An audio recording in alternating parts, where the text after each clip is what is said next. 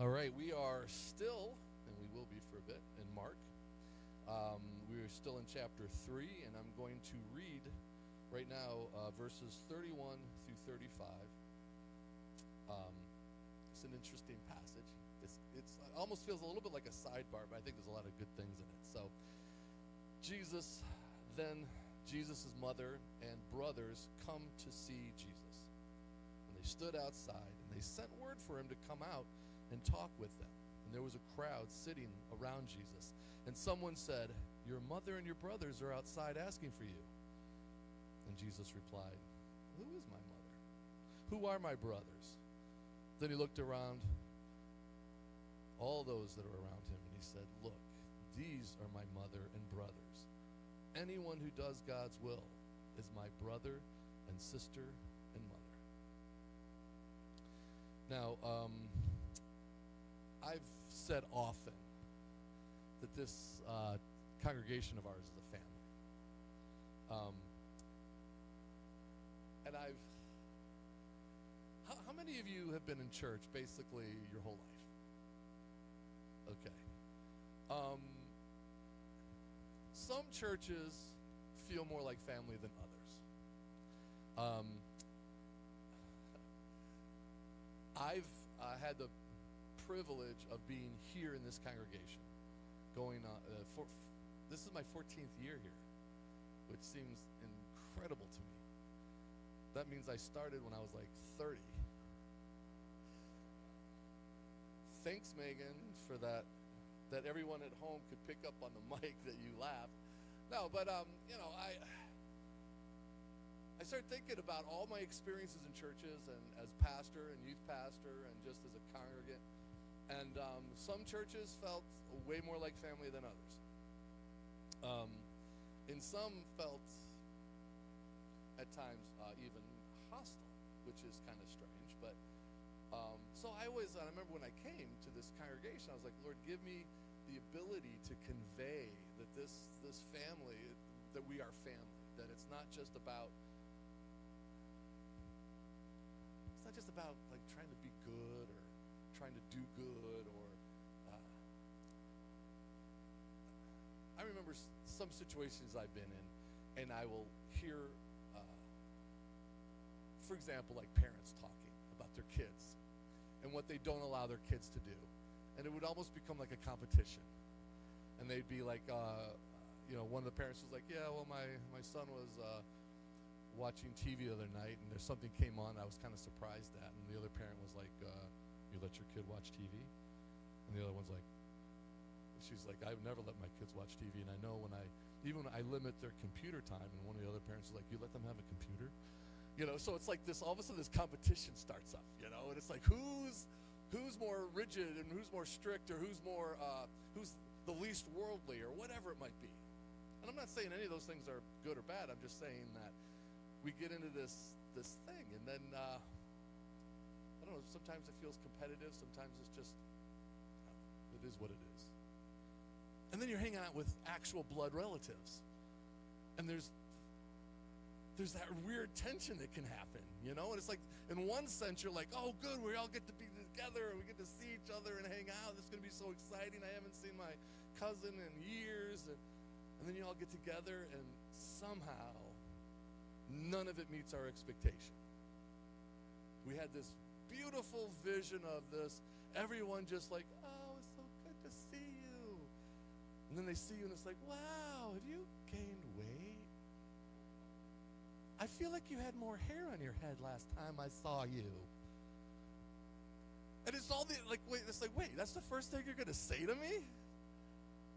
And so all this little back and forth starts happening. There's a certain amount of anxiety that starts to take place, and all of that expectation of joy and all of that starts to get diminished. And now it's like, now you're just a little bit upset. You're a little bit irritated, and it's just like, my family stinks. I don't even like my family. Why did I spend money to come here with all this family? And I remember having somebody, this is several years ago, I was talking about the church being family. This individual came up to me and she said, "I don't want to be a part of the family. My family's horrible. I want to be part of a congregation that's not a family. And I'm like, I don't even know what to say to that. I'm like, can we try to be, we're all going to be a little bit dysfunctional because we're human, right? So we're all going to, but can we work at it? No. I have no desire to work at that. Not family. I'll come, I'll participate, I'll do this, but I'm not family. I was like, oh, okay, well, I didn't, and I don't know what I would say to somebody. Even today, I would be like, well,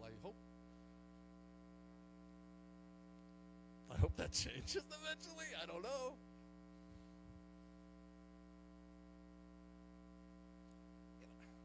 Let's face it, if we had Jesus as a son or a brother or cousin, Jesus would have been like the best son ever, right?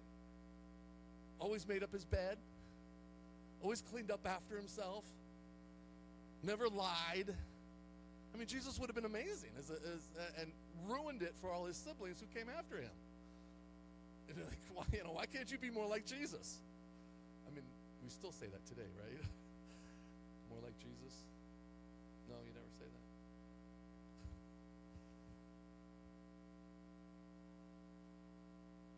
All of us are part of a family of some sort. All of us. I was the youngest of four, or I still am. And I, two sisters and a brother and myself. And my two sisters, good girls. They were okay. They weren't as good as me, but they were okay. You see, because what happened was my brother was born, and he was a hellion from day one. He was a Tasmanian devil, all through school, all through Sunday school. I remember the conferences, and I was younger, but I remember my mom being all frustrated with my brother. She would put hot sauce on his fingernails to keep him from biting them. I guess that was a cure back in the day. And so he just began to love hot sauce because he was just licking it off, like, put more on, Ma. Darn it. We used to get corporal punishment, the spankings and stuff like that. And my brother would just be like smiling and laughing when he's getting it. And I'm just like, wow, I wish I was like that. I see my dad used to have one of those like a little leather belt, and you knew when he was angry, and you're like, oh, Jesus, help me. Because he would wrap he was getting upset, and then you didn't want anything to do with that. I would be like pleading for mercy, and my brother would just be smiling. Like, wow, that guy is tough.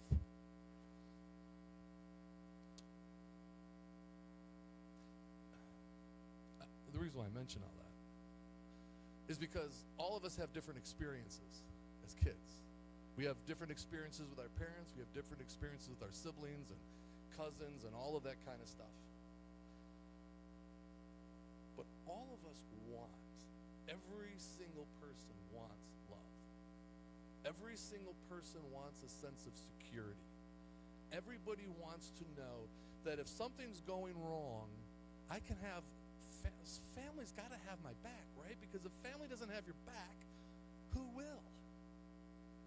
I remember this really cool meme that someone sent out, and it was like this, I don't remember exactly how it went down, but it was something like a lion going after like a baby wildebeest or something like that, or a water buffalo, and then all of the other water buffalo went after the lion, and it's like, that's what family does, got your back, because even when a lion comes, as scary as that is, they're like flinging, you see this lion up in the air, being flung around. It's like, whoa, that's a cool, what a great video, right, of this family protecting each other. And it's like, yeah, that's what ultimately we want. We want to know that someone has our back. And so here, Jesus, and I know that, I'm sure that Mary, his mom, was used to having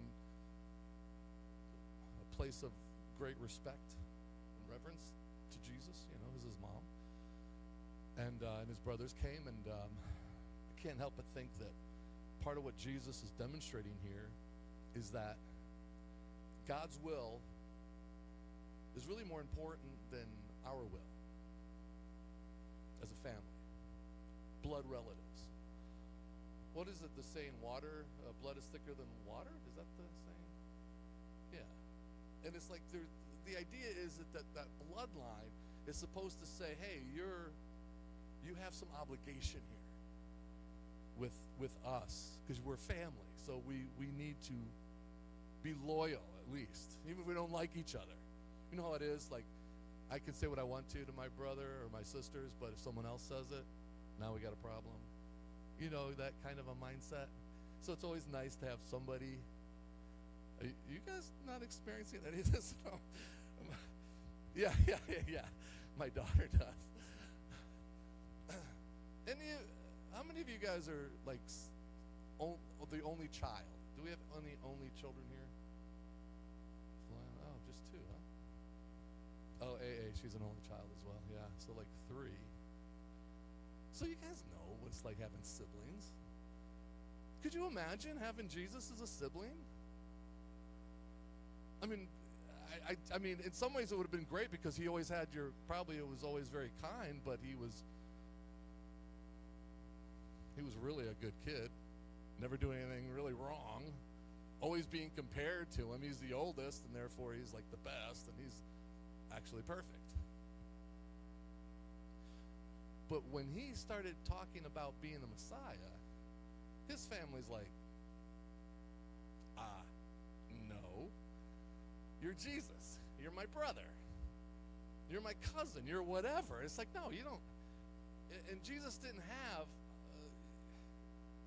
if you remember, and if you've been watching The Chosen at all, you'll remember the scenario. If you've read the Bible and the Gospels at all, you'll remember the scenario when he goes back to his hometown, and like no one, like he's really struggling because no one's buying it. He comes in and he starts talking about who he is. He starts healing. He's not even healing that many because everybody's like, oh, it's Jesus. And it's like, we've heard a lot about you, man. And I know I grew up with you. You're Jesus. You were like my friend. We played ball together. And Jesus wasn't able to do hardly anything there because their hearts were so hardened. And these are the people that they're supposed to love him the most. And this is part of the problem that some of us have. The people that are supposed to, by obligation, love you, aren't loving you the way you feel like you should be loved. So, now what? Who am I ever going to have and find that can really love me without hesitation? And this is the whole idea behind this agape, this committed love, this unconditional love that God has for us. And in turn, he says, I want you to love each other with that same kind of love. Now, that's really easy when somebody is treating you well. That's really easy when somebody is showering you with gifts or compliments. When they say, hey, let's connect because I really enjoy your company. And you're like, wow, thank you. I kind of enjoy yours too. And you hang out with them, and what happens eventually?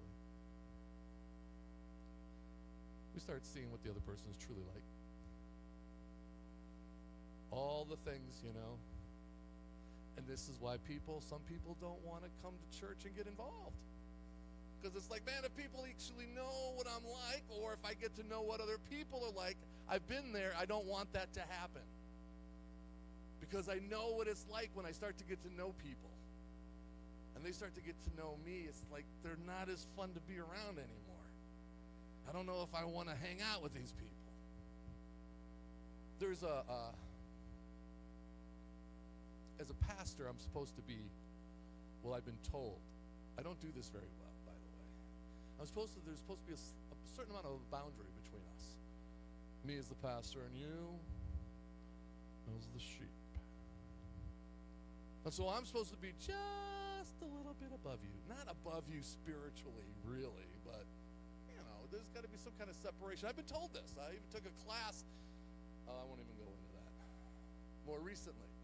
So all of these things that get very confusing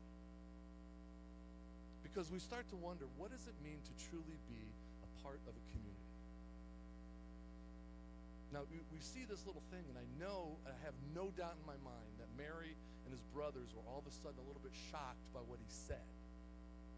I'm like, what do you mean, these are your mom and your brothers and sisters? Excuse me, I am your mother. And Jesus wasn't trying to give disrespect. He was trying to prove a point, I believe. That first, that he's demonstrating that God's will is more important than your family and your parents and whatever. But also, that Jesus is demonstrating that love is stronger than obligation. As a family member, I've got kids. They're all grown adults, and I've got a wife. I love them all deeply. I'm committed to all of them. But I don't want to live with all of them. I just want to live with one of them. That's the wife. That's the one I've committed my life to. That's the one I made a vow to. I made a vow to the Lord. I said, okay, before God and people, I'm going to commit my life to you. Therefore, we are stuck. So let's make the best of this. Let's make this good. Let's try to make this fun. Let's try to make this as great as possible. And then you have children. And you're thinking, 18 years, just 18 years.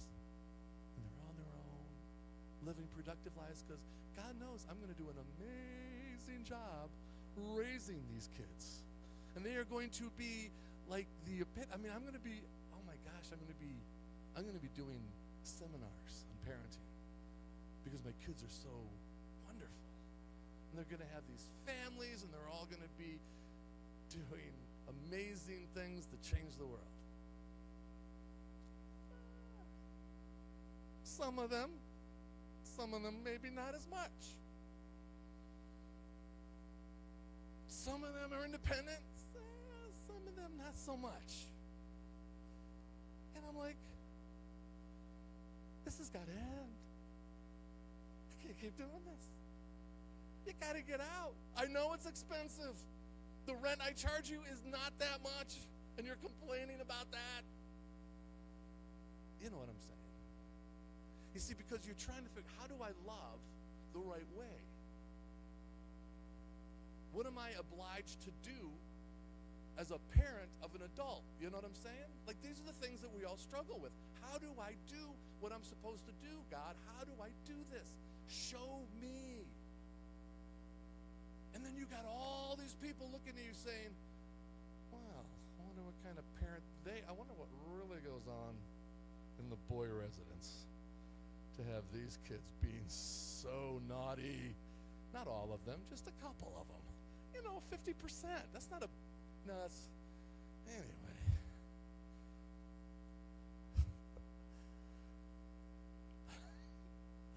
All right, so I got these, someone attacked my house a while back, right? A brick to the window or something like that. So I got these video things now, cameras around to see, because I'm like, oh yeah. Boy, I see everything in the neighborhood. I see everything. And it even gives me a beep when someone's messing around and doing something, right? And I notice how many skunks, how many cats, how many fox, how many of those kind of things too, which is kind of fun to watch. I look for ghosts occasionally, little orbs floating around. I don't know what they are, but they're intriguing, right? And so I'm watching this stuff, and then you see something. It's like, wait, what? Hey, that's one of my kids, So you get to see these things, right? And it's like, wow, did I really want this or not? And the reason why I'm sharing this with you is because I know what it's like. I'm not immune to the ups and downs and the challenges. As a matter of fact, sometimes I think I've got it a little bit worse, because I do believe in evil, and I think evil wants to see me destroyed, because I'm such a great pastor that he's like, you're doing too good of a job, and we want to destroy you. I've convinced myself of anyway. But I'm just like, Lord, I just want to I want to be the pastor that you want me to be. I want to be the father that you want me to be. I I want to be the husband you want me to be. I want your will in my life more than anything because I know what a mess I can make things in my own life. And I've been educated, advanced degrees. I should be able to brag about those things. But it's like, that's not what life is about. Life is about people. Life is about love. And God is saying, I want you to love enough. And the one thing I got to say, and I give my kids sometimes a hard time, but we have love in our home. And I praise God for that. We enjoy each other's company. I can rip on my kids and they laugh. It's something that I had to develop over the years. I would tease them at dinner time, and I would do impersonations of them. Well, just because, and they're like, "Oh, do me, Dad, do me, Dad," you know. And they actually looked forward to me making fun of them, and that was great because I was super thin-skinned as a kid, and I wanted them to have a thicker skin. I wanted them to be used to being able to be teased and be able to tease back, and it's all just fun. It's nothing personal. It's just fun. So we've grown up, and we enjoy. We go on vacations together. I know one of my boys was saying the other day. He was like, I was talking to a friend of mine, and they're like, "You go on vacation with your parents? Why?" It's like, because I enjoy hanging out with them. It's great. Oh my goodness, you go on vacation with your parents? They just couldn't get over it. I'm like, that's really? He's like, yeah. I was like, you don't go? Oh my goodness, I would never go on vacation. I had to when I was a kid, but I'd never go now. What a horrible thought. And I'm like, well, thank you, God, that we have a family that we can do that we enjoy each other's company. I mean, not every day. Don't get me wrong. I want you to go home now, and then come and visit, that kind of thing. Those are fun. But this is what we want this congregation to be. That's the kind of family we want. It's the people who enjoy and to love each other, not out of obligation, but because we're committed to each other. A place where we know that people have our back. And if something comes up, you can give, Bob a call and he'll help you. Right, Bob? Yeah, yeah. Yeah. No, but seriously, we're around there for each other, right? And that's the idea. That's what it's supposed to be about, and that's what we want. And that, by God's grace, is what we'll have. Because this is what Jesus is trying to exemplify, that this community, the church is part of this larger idea of family. And that ultimately we always know that here you have people who are going to love you.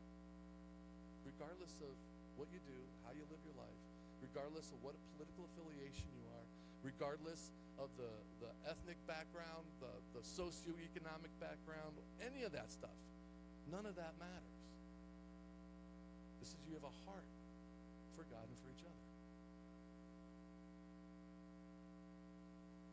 But that's what God wants.